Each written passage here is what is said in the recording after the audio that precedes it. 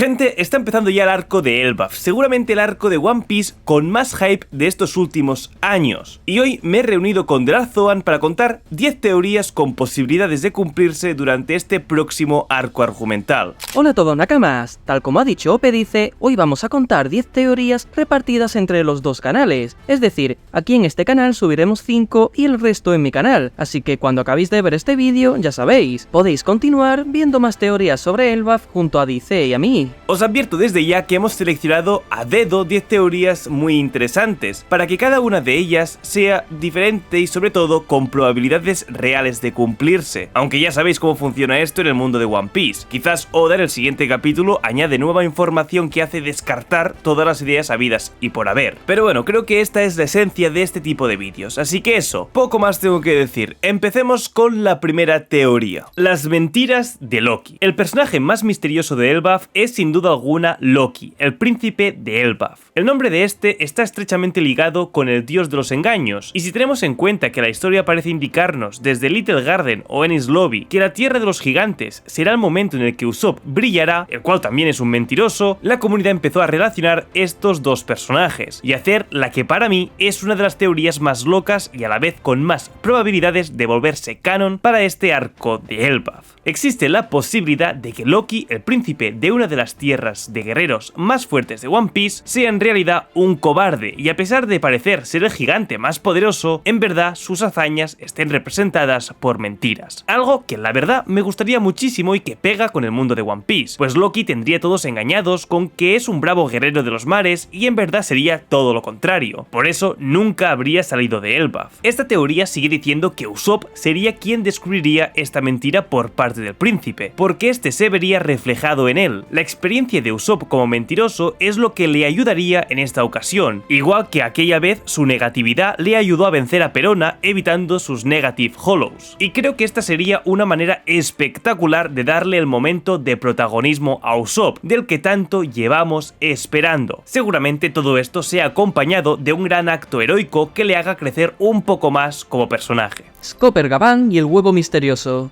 En la tripulación de Roger, el personaje más poderoso después del Capitán y Rayleigh era Scopper Gabán. Está claro que Oda tiene que introducirlo en el presente de la historia, en algún punto clave para los Mugiwara, al igual que hizo con Crocus y con Rayleigh. Cada vez quedan menos islas, así que es muy probable que por fin lo veamos, en Elbaf. Además, el autor de One Piece aún tiene que resolvernos otro misterio que introdujo hace mucho tiempo, el huevo gigante que siempre veíamos en el Oro Jackson, el barco de Roger. Cuando la banda se disolvió, cada pirata se fue por su cuenta, pero está claro que alguien tuvo que hacerse cargo del barco y de ese huevo. Por lo tanto, ¿qué mejor forma que presentarnos a Scopper Gabán que junto al misterio del huevo gigante? Un huevo que por el hecho de ser gigante ya cuadra más con el contexto de Elbaf, donde los animales son gigantes. Se ha teorizado mucho sobre que este huevo tiene un dragón en su interior, y que sería controlado con un cuerno vikingo al igual que vimos en la historia de Ryuma. Sin embargo, me parece un poco repetitivo el tema de los dragones, eso quedó en Wano, ahora estamos en Elbaf, así que veo más probable que ese huevo vaya ligado a otra temática, por ejemplo, que tenga en su interior un escarabajo gigante que pueda vivir en el árbol Yggdrasil. Recordemos que a Luffy le encantan los escarabajos, por lo que sería una oportunidad perfecta para que interactúe con él, y no es solo con Luffy, lo hará con Usopp, otro personaje que también está muy relacionado con los insectos y más concretamente con los escarabajos. Su arma se llama Kabuto, es decir, escarabajo, y su maestro durante el time skip era Heracles. La otra opción es que el animal que hubiese en ese huevo sea un ave gigante y viviera en la cima del árbol Yggdrasil, siendo esto una referencia a la mitología nórdica, en la que tenemos a un águila y a un halcón que vigilan el mundo desde la cima.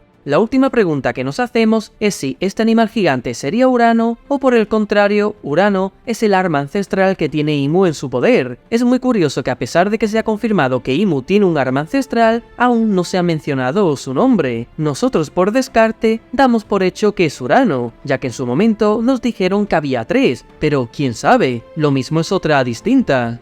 El verdadero amor del príncipe Loki. El príncipe Loki de Elbaf en realidad no estaba enamorado de Lola, sino de Charlotte Pudding. Y esto encaja perfectamente con las habilidades de la fruta Memo Memo no Mi de Pudding. Para empezar, recordemos los hechos. Sabemos que Loki, el príncipe del reino de Elbaf, se enamoró de Lola, la hija de Big Mom, y le propuso matrimonio. Big Mom vio en esto una oportunidad única para formar una alianza con los gigantes de Elbaf y utilizar su fuerza para derrocar a los otros emperadores y llegar a Lothtail. Pero como todos sabemos, Lola rechazó el matrimonio y escapó, arruinando los planes de Big Mom. Esto empeoró aún más las ya tensas relaciones entre Big Mom y los gigantes. Hasta aquí la historia oficial que conocemos. Sin embargo, aquí es donde la teoría toma un rumbo diferente. El príncipe Loki nunca estuvo realmente enamorado de Lola, sino de nada más y nada menos que Pudding. Para entenderlo mejor tenemos que hablar de este poder de su fruta del diablo. Como ya sabemos, ella tiene la habilidad de manipular los recuerdos de las personas gracias a su fruta del diablo. Esta fruta le permite acceder a los recuerdos de las personas y alterarlos a su antojo, eliminando, modificando o incluso insertando nuevos recuerdos. Ahora bien, ¿qué pasaría si Pudding hubiese utilizado esta habilidad con el príncipe Loki? Esta teoría sugiere que en realidad Loki conoció a Pudding en una ocasión anterior a su encuentro con Lola. Durante ese encuentro, Loki quedó completamente enamorado de Pudding, pero esta, siendo quien es, tenía sus propias razones para rechazar la propuesta de Loki. Quizás no quería verse envuelta en un matrimonio político o no estaba interesada en Loki, pero en lugar de simplemente rechazarlo, decidió borrar ese recuerdo de Loki y modificarlo. De esta forma, le hizo creer que en lugar de haberse enamorado de ella, se había enamorado de su hermana Lola. La pregunta lógica aquí es, ¿por qué Pudding haría esto? ¿Por qué no simplemente rechazar a Loki como lo hizo Lola? Bueno, podemos recordar que en el arco de Whole Cake, Pudding es un personaje que está atrapado entre las expectativas de su madre y sus propios deseos. Si bien tiene un lado oscuro debido a las presiones de Big Mom, también tiene momentos en los que demuestra compasión y un deseo de escapar de su destino. Tal vez en este caso Pudding no quería rechazar abiertamente a Loki por miedo a las repercusiones que esto podría tener en su relación con Big Mom o con los gigantes de Elbaf, pero tampoco quería casarse con él. Al alterar los recuerdos de Loki, Pudding encontró una solución intermedia: evitar el matrimonio sin tener que soportar las consecuencias directas de un rechazo, y de esta forma cambió los recuerdos de Loki para que él creyera que se había enamorado de Lola en lugar de ella. Ahora aquí es donde entra Lola en la ecuación. Como sabemos, Lola huyó antes de casarse con Loki, pero ¿y si la razón por la que Lola escapó no fue solo porque no quería casarse, sino porque se dio cuenta de lo que había hecho Pudding? Si Lola descubrió que Loki en realidad estaba enamorado de Pudding y no de ella, eso podría haber añadido una capa extra de tensión en su decisión de escapar. Tal vez no quería ser parte de un engaño más grande. Si esta teoría fuera cierta, no solo cambiaría nuestras perspectivas sobre el pasado, sino que también abriría la puerta a una posible interacción entre Loki y Nami en Elbaf. Recordemos que Nami conoció a Lola en Thriller Bark y se hicieron muy buenas amigas. Si Loki llega a descubrir la verdad y los hombres de paja se cruzan con él en algún momento, Nami podría desempeñar un papel clave en la reconciliación entre Loki y Lola. Tal vez Nami, como amiga de Lola, sea capaz de mediar y revelar la verdadera naturaleza del engaño que Pudding llevó a cabo. Además, no podemos ignorar que en términos de apariencia, Lola es representada como una mujer poco agraciada físicamente, mientras que Pudding ha sido retratada como una belleza, lo que hace que esta teoría tenga aún más sentido. Loki, siendo un príncipe, podría haber sido fácilmente cautivado por el encanto de Pudding, lo que justificaría aún más el uso de la fruta Memo Memo no Mi para manipular sus recuerdos y cubrir la verdad.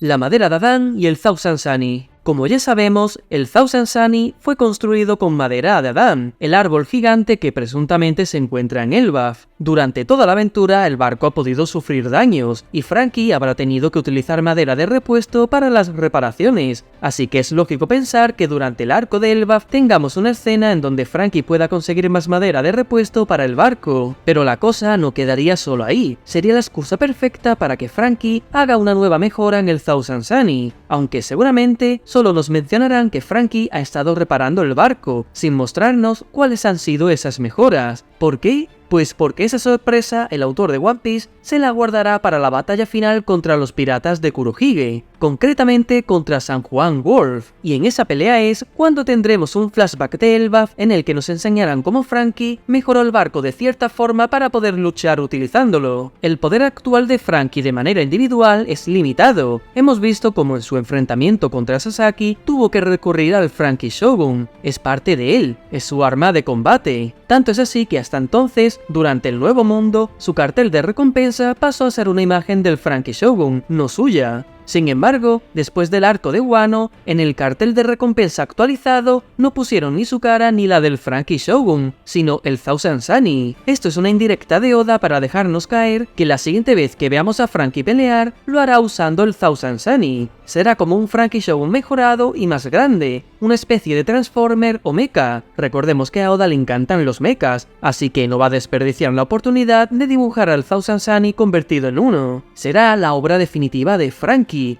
Y esto cobra aún más sentido cuando nos damos cuenta que el que seguramente será su oponente cuando se enfrenten a los piratas de Kurohige es San Juan Worf. ¿Por qué? Pues porque su apodo es el buque de guerra colosal. Es decir, un mote que compara al personaje con un barco gigante, y para colmo, este nombre seguramente tenga como referencia al famoso galeón español llamado San Juan Bautista, el cual fue muy importante en Japón. Es más, San Juan seguramente también sea el carpintero de la tripulación de Kurohige, ya que al ser gigante puede unir con facilidad los troncos para formar los barcos con forma de balsas de Kurohige. Es decir, que Franky y San Juan Worf están destinados a enfrentarse, el duelo de carpinteros, y a su vez, el duelo de barcos, en donde Franky utilizará el Thousand Sunny con las mejoras de Elbaf. El regreso de Enel. Pasemos ahora a otra teoría que podría volverse realidad en este arco de Elbaf, y es ni más ni menos que el regreso de uno de los villanos más icónicos de One Piece, Enel. El principal antagonista durante el arco de Skypiea y que se autoproclamaba un dios, podría hacer su gran retorno en Elbaf, en el contexto perfecto para su personaje. Como ya mencionamos en la teoría anterior, se especula que la cima del Abrol y Yggdrasil está conectada con el Mar Blanco y podría albergar una ciudad en las nubes. Esta ciudad sería nada más y nada menos que el equivalente a Asgard, la ciudad de los dioses en la mitología nórdica, ubicada en la parte más alta del Yggdrasil. Entonces, ¿quién mejor que Enel, quien se consideraba un dios, para aparecer en este contexto de dioses y ciudades celestiales? Enel, quien poseía la Goro Goro no Mi, la fruta del rayo, podría encajar perfectamente como un falso dios del trueno en este nuevo escenario, asemejándose a Thor de la mitología nórdica. Su regreso en Elbaf tendría un sentido simbólico, ya que el arco parece estar lleno de referencias a la mitología nórdica, donde Asgard es el hogar de los dioses. Enel, con su poder sobre la electricidad y su antiguo papel de dios Skypiea, sería una especie de Thor falso, lo que añadiría una nueva capa de mitología dentro del universo de One Piece. Además, la conexión con el Mar Blanco en la cima del árbol de Yggdrasil crea un paralelismo directo con Skypiea, donde ya vimos a Enel reinando como dios. Este tipo de paralelismos es algo que Oda utiliza mucho en su narrativa, y Elbaf podría ser un escenario perfecto para rendir homenaje a lo que vimos en Skypiea, mientras introduce nuevos elementos a la trama. No podemos olvidar que tras su derrota en Skypiea, Enel partió hacia la luna, donde encontró un ejército de autómatas. Si Enel regresa ahora, es lógico pensar que no lo haría solo, sino que bajaría con su ejército de robots, lo que podría tener un impacto importante en la trama. Quizás Enel ha perfeccionado este ejército durante su tiempo en la luna, y ahora estaría buscando un propósito más ambicioso en la Tierra, lo que podría añadir un nuevo nivel de conflicto. Sin embargo, algo que debemos considerar es que si Enel regresa, probablemente no lo haga como el villano principal de este arco, o tal vez ni siquiera como un villano. Oda, como hemos visto a lo largo de la serie, tiene la costumbre de rescatar antiguos villanos y convertirlos en aliados o personajes secundarios. Ejemplos de estos son Crocodile, quien pasó de ser un enemigo mortal a un aliado temporal, y también Bellamy, que eventualmente tuvo una rendición y dejó de ser un antagonista. Podríamos ver algo similar en este arco con Enel. Quizás tenga un objetivo que coincida temporalmente con el de los sombreros de paja. A pesar de esto, también existe la posibilidad de que Oda prefiera guardar a Enel para un momento aún más grande en la historia, como la guerra final de One Piece. Sabemos que esta gran batalla incluirá a múltiples facciones, y es muy probable que Oda esté reservando a ciertos personajes importantes como Enel y su ejército para este conflicto épico. Enel, con su poder masivo y su tecnología avanzada, sería una fuerza a tener en cuenta en esa eventual guerra, lo que haría su retorno aún más significativo. Y estas han sido las 5 teorías que os contaremos por aquí. Recordad que en la descripción y en el primer comentario fijado tenéis un enlace que os llevará directamente al canal de The Last Zoan, donde tenéis 5 teorías extras que os advierto desde ya que no os podéis perder. Y hasta aquí llega el vídeo, os espero en mi canal. Dejad un like si os ha gustado la idea de contar ciertas teorías que podrían cumplirse durante la próxima saga. Si vemos que lo apoyáis, pues subiremos más como este. Y nada más, un saludo y nos vemos pronto.